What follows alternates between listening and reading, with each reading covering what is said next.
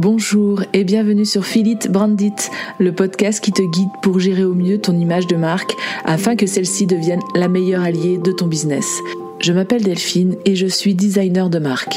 Avec mes 15 années d'expérience, je me suis construite au fil des années pour enfin me lancer à 100% dans l'entrepreneuriat en 2019.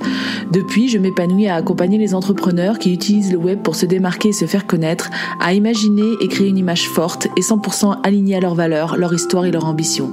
Chaque semaine, tu découvriras un nouvel épisode qui te guidera dans la gestion de ton branding, un condensé d'astuces et de conseils mêlant design, stratégie et émotion pour que tu puisses les mettre en application et ainsi déployer ton identité à 360. Si tu souhaites t'épanouir dans ton activité en diffusant une image de marque juste qui va travailler pour toi et attirer les bonnes personnes, alors abonne-toi pour ne louper aucun épisode. Et si ce podcast te plaît, je t'invite à en parler autour de toi et à laisser 5 étoiles sur ta plateforme d'écoute préférée. Bonne écoute!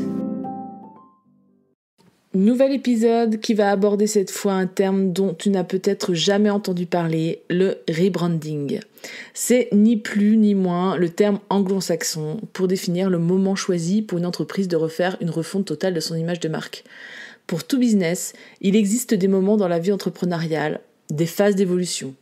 Le rebranding concerne ce changement de perspective et d'axe pour l'entreprise qui va alors se tourner vers une nouvelle identité. Le rebranding peut se jouer à plusieurs niveaux, du changement de quelques détails à une refonte totale de la marque. À travers cet épisode, je t'explique clairement comment déceler ces moments clés pour ton entreprise et surtout comment adapter ta communication en conséquence. Déjà, pour quelles raisons faire un rebranding ? Le rebranding joue au même titre que la construction d'une image de marque, en fait, sur la perception que donne ton entreprise. Il s'agit ni plus ni moins d'une sorte de reset de ton identité, quelques curseurs que tu ajustes pour réaligner tes envies avec tes objectifs. Tu peux voir ça comme une sorte de lifting, d'une réparation de l'un des facteurs qui ne donne plus de satisfaction. Les valeurs qui guident l'entreprise ou les clients restent les mêmes. Cela peut affecter donc ton logo, ton message, le site web, ton identité visuelle, ta ligne éditoriale ou encore ton nom de marque, comme ce que j'ai pu moi-même faire en début d'année. Il peut être utilisé pour remplir différents types d'objectifs. Moderniser l'image de l'entreprise, s'adresser à un nouveau public cible, changer de valeur, rebondir suite à une crise réputationnelle, se distinguer d'un concurrent, faire évoluer tes tarifs, prendre une place de leader sur ton marché, etc., etc. Nous vivons dans un monde où les tendances évoluent constamment. Les entreprises ont donc également besoin de changements pour attirer des nouveaux clients. Le rebranding peut te permettre ainsi de maintenir ton entreprise à jour. Quelle que soit l'ancienneté de ta marque, celle-ci doit toujours rester pertinente. Les entreprises doivent agir rapidement et suivre les nouvelles tendances du marketing pour suivre le rythme. Comme tu sais, les tendances du design jouent aussi un rôle important dans la façon dont le client perçoive ta marque et les produits que tu proposes. S'assurer que tu restes toujours à jour t'aidera à gagner la confiance des clients et à croire que ta marque est la meilleure. En te tenant au fait des volontés premières de ton client et de ses habitudes de consommation, et en t'adaptant sans cesse grâce au rebranding, tel un caméléon, tu sauras rester en tête de ton audience en permanence. Les recherches montrent que les clients sont plus susceptibles de s'engager avec une entreprise ou un prestataire qui offre une expérience qui correspond à leur point de vue et qui évoque des émotions spécifiques. Voyons ensemble les différents types de rebranding possibles. Il y a d'abord le rebranding de style, qui induit plutôt un besoin de se démarquer. Avec l'explosion du web et la multitude de freelances sur le marché, certains domaines d'activité sont devenus ultra concurrentiels et clairement avec des offres plus ou moins similaires, difficile de faire sa place. Tu peux facilement avoir envie de laisser tomber et je peux complètement comprendre ce sentiment. Mais sache qu'avec un rebranding efficace, tu peux aussi clairement faire la différence. L'enjeu n'est pas de déstabiliser ta clientèle actuelle et de revoir les fondements même de ta marque, mais bien de guider celle-ci vers une direction plus adaptée et de créer une nouvelle connexion avec l'objectif du moment. La clé d'un rebranding réussi, c'est de créer une communication cohérente. C'est pourquoi il est important de ne rien oublier et d'inclure tous les canaux sur lesquels tu vas opérer ta communication. Les réseaux sociaux, ton site web et même ton magasin si t'en as un. En d'autres termes, partout où ta marque est présente et entre en contact avec ton client. Tu vas inévitablement retravailler la base aussi de ton client idéal, revoir ses habitudes, ses caractéristiques, ce qui n'allait pas et sur quel point il faut améliorer l'image que tu renvoies.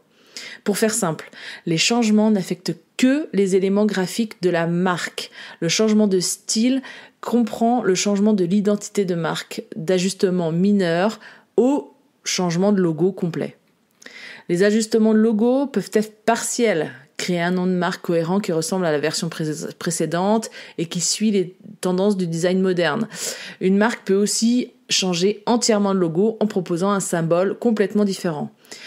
Il faut aussi être attentif à ne pas perdre de vue l'uniformité de marque et surtout donner une histoire à ton entreprise pour pouvoir la continuer sans faire décrocher ton audience actuelle. En redorant l'aspect visuel de la marque, tu vas ainsi prendre une position plus forte sur ton marché, assumer une certaine stature qui t'est propre et aussi appuyer certains curseurs qui font ta différence. Une autre cause qui peut amener à un rebranding, c'est le changement de positionnement. Ce type de rebranding a pour seul objectif de répondre aux besoins du public. Il va te permettre de conserver tes clients, mais aussi d'en attirer des nouveaux. Les clients adorent le changement. Ils sont ravis de voir qu'une entreprise devienne plus moderne, y compris dans sa façon de communiquer. Ce changement peut subvenir quand tu décides de sortir de nouvelles offres ou d'appliquer des prix différents de ce que tu as l'habitude d'appliquer jusqu'ici. Tu accèdes ainsi à un nouveau panel de clients en travaillant le fonctionnement interne de ton entreprise avec des offres adaptées à ta demande actuelle et aussi en accédant à une clientèle au budget différent de celle que tu côtoies habituellement. Ta place sur le marché grandit et tu diffuses clairement une image experte dans ton domaine. Il arrive également dans la vie d'une entreprise que des événements amènent un ou des changements fondamentaux dans la manière de fonctionner. Ça bouscule aussi l'évolution future d'une structure. Quand tu décides par exemple de fusionner avec un partenaire ou avec un associé, quand tu changes de business model pour ton entreprise, ou encore quand des tendances bousculent tout ou partie ce que tu as pu établir jusqu'ici. Autant de raisons pour rebrander ton image de marque. Tu ne peux pas communiquer de la même manière quand des paramètres aussi importants entrent en jeu et influent sur ta façon de communiquer sur ton business. Le fonctionnement interne de ton entreprise est impacté et toute ta manière de communiquer est donc à revoir. Une étude de marché te sera donc utile pour faire un état des lieux et choisir avec pertinence sur quel créneau tu vas pouvoir te positionner pour avoir un max d'impact. Ton organisation personnelle aussi et interne va nécessiter de nombreux réglages et inévitablement ton image de marque va devoir accueillir aussi ce changement. Pour annoncer à ton public tout ce qui va se passer, pour marquer le tournant important que vit ton entreprise et aussi pour les embarquer avec toi dans ton histoire et donner par la même occasion un nouveau souffle à ta marque, il va falloir que tu en parles et que tu partages ça avec eux. Et puis, parfois, la vie nous mène vers une envie de renouveau. Parce que notre vie d'entreprise est aussi intrinsèquement liée à notre vie perso et à tous les chamboulements que nous vivons parfois et qui bousculent considérablement l'ordre de nos priorités. Notre vie d'entrepreneur n'est pas mort, mais les objectifs et les ambitions peuvent changer. Ainsi, le rebranding peut être une manière aussi d'annoncer ce renouveau. Tes valeurs, celles qui composent ton être, seront bien sûr toujours les mêmes, mais cette nouvelle vision aura besoin de s'exprimer et d'être comprise surtout. Bien sûr, il va falloir un peu de travail en amont pour préparer ton audience à ce changement profond, annoncé avec parcimonie, que les choses vont évoluer et vont inévitablement changer dans ta manière de communiquer et impacter aussi fortement ton entreprise et tes envies professionnelles. Pourquoi ? Parce que simplement le changement que tu as vécu n'a pas forcément été vécu par ceux qui te suivaient jusqu'ici et qui discutaient avec toi pour d'autres objectifs communs. Quels que soient les changements que tu vas apporter, prépare-toi à accompagner avec toi ceux qui jusqu'ici t'ont fait confiance et aussi à en perdre pour ceux qui ne sont plus en accord avec le chemin que tu souhaites emprunter. C'est aussi une marque de respect pour ton public que de les préparer à ce qui va arriver. Plus le changement est fort, plus le rebranding va être long et profond. En conclusion, quel que soit le motif de départ, réaliser un rebranding est une étape cruciale pour une marque. Qu'elle décide de tout changer ou de tout simplement apporter un coup de modernité à sa communication, il faut être minutieux. Le rebranding fait partie intégrante de l'évolution d'une entreprise. Il est nécessaire de garder l'attention du public dignement. Cependant, il faut remanier les éléments avec soin, analyser les besoins du public et identifier clairement les changements nécessaires. Explorer, essayer Et n'oublie pas que les résultats de l'entreprise dépendent de la façon dont les clients vont réagir. Et voici ce qui signe la fin de cet épisode. Je te remercie de l'avoir écouté jusqu'au bout. Tu trouveras toutes les notes du podcast sur mon site www.philencom.com/podcast. Tu trouveras le lien ci-dessous. Et bien sûr, si l'épisode t'a plu, n'hésite pas à me laisser un commentaire. Je me ferai bien sûr un plaisir de te répondre. Je t'invite également à me laisser une note sur ta plateforme d'écoute préférée pour m'aider à faire connaître le podcast. Tu peux également en parler autour de toi, en story sur Instagram notamment, en me taguant @phil_n_com.